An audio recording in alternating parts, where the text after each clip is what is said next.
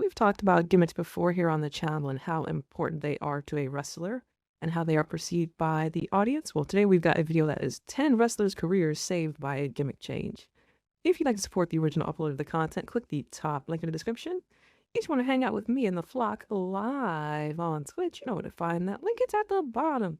I've got a free page here with free bonus content that you can't get on YouTube because, well, copyright stuff is in the way. But without further ado, let's get this one. Let's start here. Not all wrestlers can make it to the top of the business, and careers die all the time, but the ones on this list were dragged back from the edge thanks to one brilliant gimmick change. At number 10 on our list is a man that proves even a beer-drinking brawler can turn into a corporate douchebag. Bradshaw had been kicking ass alongside Farouk for years as part of the APA, but in 2004, WWE decided to split them up. After that, it looked like Bradshaw was finished. That was until he turned into JBL. Here was a smug, self-righteous millionaire who wore a cowboy hat, quoted Fox News, and he even filmed a segment chasing immigrants over the border. That is so absurd. Yo. He was very easy to hate though. Like, the character work was insane. They pushed a lot of buttons. My only defense for this shit was it's a different time. It's a different time, dude. Sheesh. I think Mac loved this angle. He always brings this shit up. I remember the matches between JBL and Cena were like top tier. And then of course there was the one against Eddie, or I think Eddie played it a little too deep. Oof. That is burned into my head. Like, this, he bleed more than he should from that chair. Yeah, little me was definitely hope he's okay. His bloody feud with Eddie Guerrero made him one of the most hated men on SmackDown, and even WWE champion. Without the JBL character, Bradshaw's career was dead, but with it, he became a main event villain that fans genuinely wanted to see get punched in the face. At number 9, it's a heel turn that didn't just save a career, it created a legend. Rocky Maivia was everything that Vince McMahon loved in a wrestler. Damn. He does like a dweeb though, right? Like, this is definitely someone who deserves a wedgie. I don't know what it is. He's a dork. He's a weenie.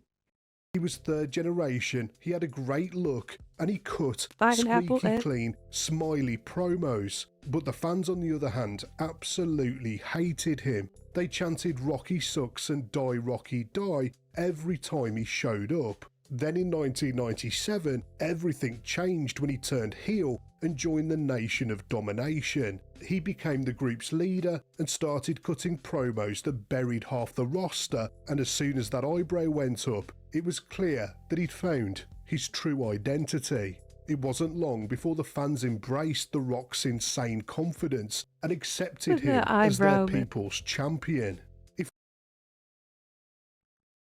Dude, his charisma was fucking insane back then. Like, that was the guy. Little kids would go back to school and just do the highbrow thing, or the "if you smell." What? It got that. Oh. If Rocky Maivia hadn't become The Rock, then Dwayne Johnson would never have become one of the most iconic superstars in wrestling history. To this day, I can only do one eyebrow. At number 8, it's a man who had to walk through fire to find a gimmick that finally worked. Before Kane, Glenn Jacobs had 2 terrible gimmicks back to back. First he was evil dentist Isaac Yankem, and then he was fake Diesel, which was the WWF's dumb attempt to recast Kevin Nash's gimmick when he went to WCW.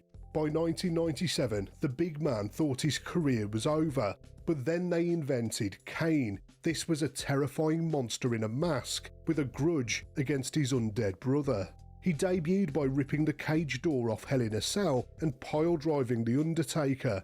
It was like a horror movie villain had just walked into the WWF, and it turned out to be one of the best storylines in wrestling history. Kane went on to become a multiple-time world champion and one of the most iconic characters of all time. At number 7, it's Charles Wright, a man who finally found a gimmick that fit him during the Attitude Era. Charles spent most of the 90s playing gimmicks that never really worked. As Papa Shango, he was a mystical voodoo priest who's most remembered for making the Ultimate Warrior throw I never seen up. all the Papa Shangos. And then there was Karma, who was a shoot fighter with no personality. Even in the Nation of Domination, he was just another guy in the background. Then came a character with an abundance of personality, the Godfather. He was a loud and flashy pimp who brought a metaphorical train of hoes to the ring every night. It wasn't exactly subtle, but it was a perfect fit for the Attitude Era. Charles Wright finally found a gimmick that matched his natural charisma, and the crowd absolutely loved it. At number 6, it's the guy WWE kept on pushing as a superhero until he became the villain that everyone actually wanted. After the Shield broke up, WWE went all in on Roman Reigns as their next big main event superstar. They pushed him all the way to the top and gave him multiple title reigns, but the fans quickly started to resent him. The more he smirked and delivered scripted, badly acted promos, the more they booed. But then, in 2020, things changed. He returned to the company from a break, and he was a different man. He became the tribal chief, a cold and calculating manipulator who ruled his family like Michael Corleone. But instead of the Italian mafia, this was the Samoan dynasty. Roman cast himself as the head of the table, the patriarch of a bloodline stretching back generations. It was like nothing we'd ever seen before, and the bloodline storyline played out beautifully, and Roman played his part to perfection. Without that heel turn, Roman Reigns would have gone down as WWE's biggest main event failure, but with it, he became the best thing in the company. At number 5, it's the most important heel turn ever, when Hulk Hogan went from red and yellow to black and white. By 1996, Hulkamania was dying. Fans were turning on the Hulkster. His promos and matches were stuck in the 80s, and wrestling fans were hungry for the business to start catching up to the 90s. Then came the Bash at the Beach pay-per-view. Hogan turned on Randy Savage and sided with Scott Hall and Kevin Nash. Then he started dressing in black and white and told the fans to stick it. As Hollywood Hogan, he became the most hated heel in the industry as the leader of the NWO, and he helped WCW dominate the ratings for nearly 2 years. It was the perfect reinvention that Kane... you got me, bro. Wait a minute, this is Hogan Hulk? I know all about Hogan Hulk. He's cool. Hogan Hulk. I don't think you can ever let him live that down, by the way. The Benjamin Shelton shit is always bad. Anytime you hear me say, in regards to Benjamin Shelton, I'm definitely trolling. I'm making fun of Hulk Hogan, because there ain't no fucking way. Hogan Hulk with Bischoff Eric. Keep my name out your fucking mouth. Yeah, I had to let him though. I'm sure there's a Hulk Hogan fan or two still around.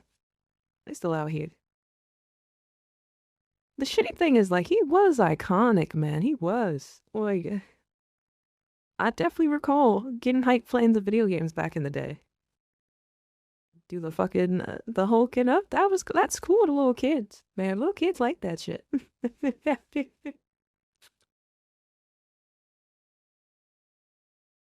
My eyes have been opened, unfortunately. Exactly the right time.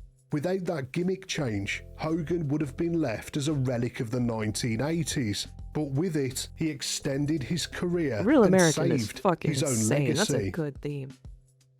The man at number 4 on our list proves that sometimes the only way to stand out is to get completely bizarre. For 7 years, Dustin Rhodes had lived in the shadow of his father. He had great in-ring skills himself, but he just couldn't escape being compared to the American dream.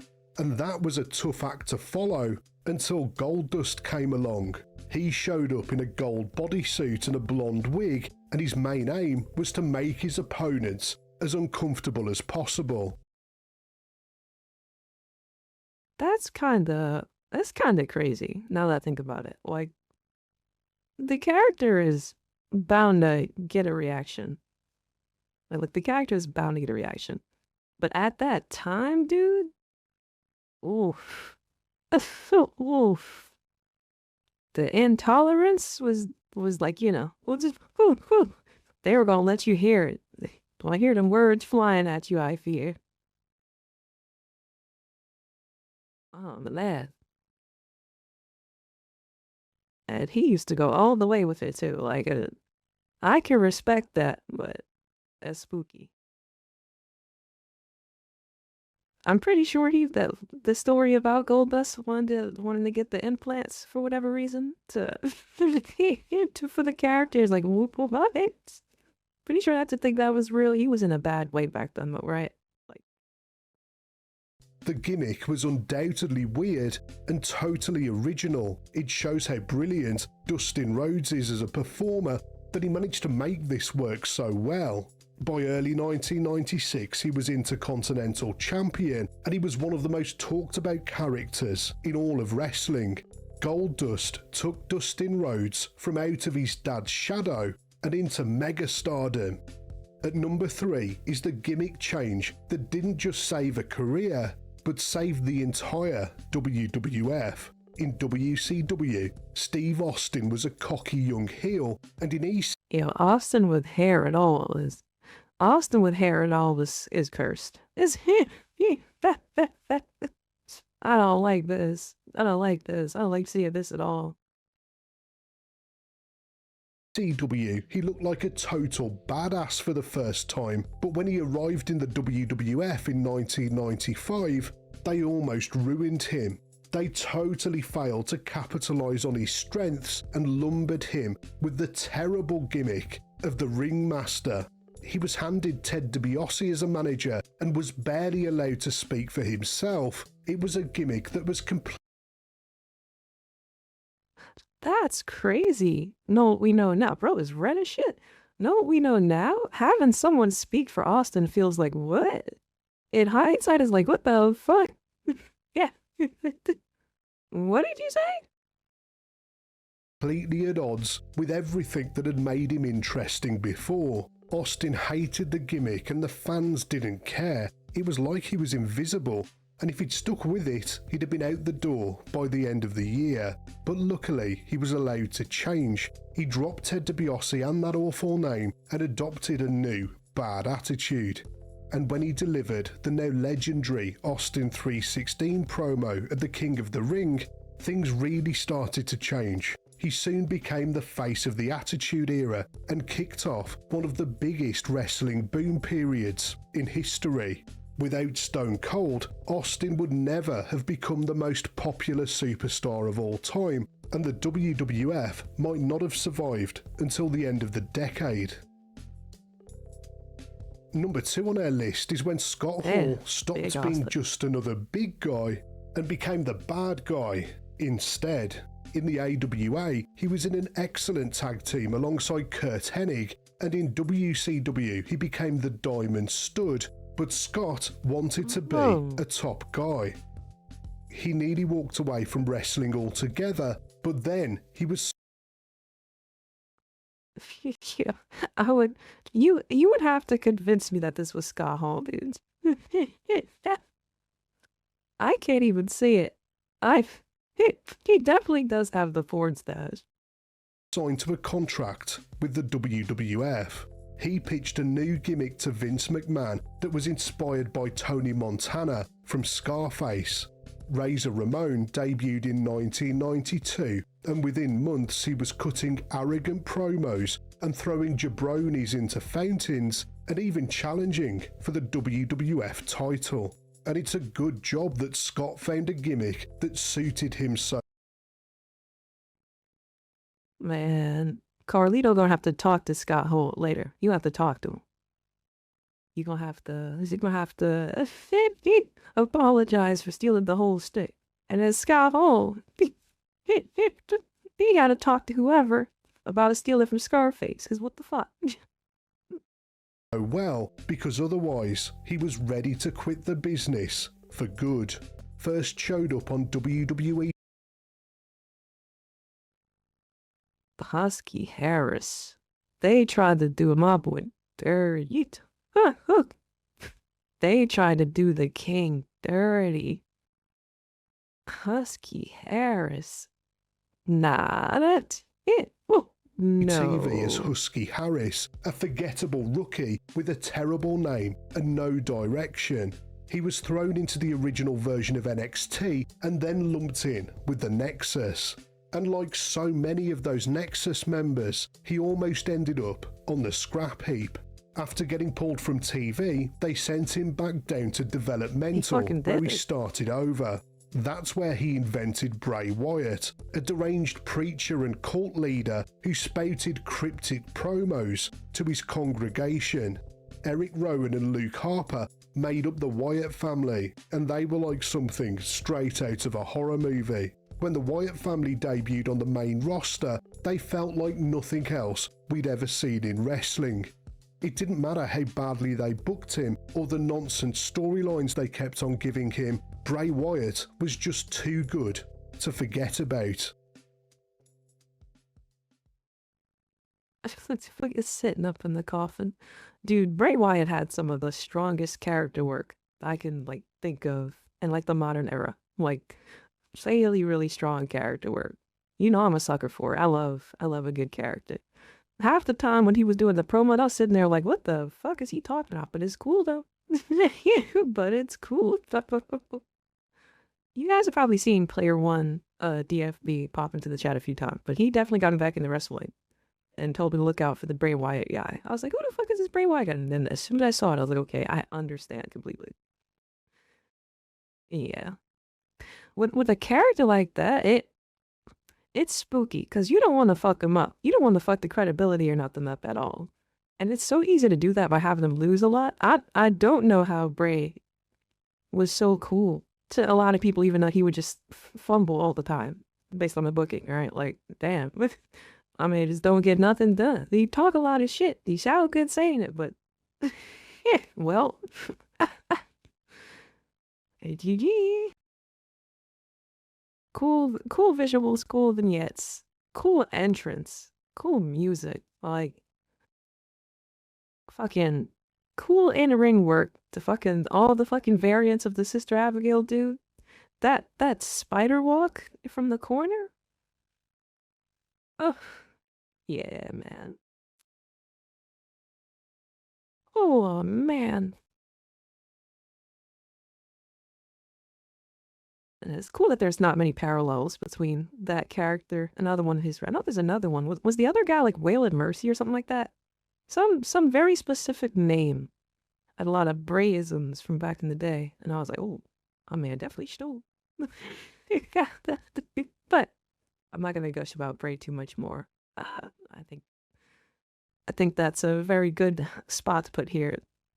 I'm not gonna lie, I might have been with the crowd on the Firefly Funhouse shit at first. I was like, is he like a kid show host or something? But what the fuck are we doing here?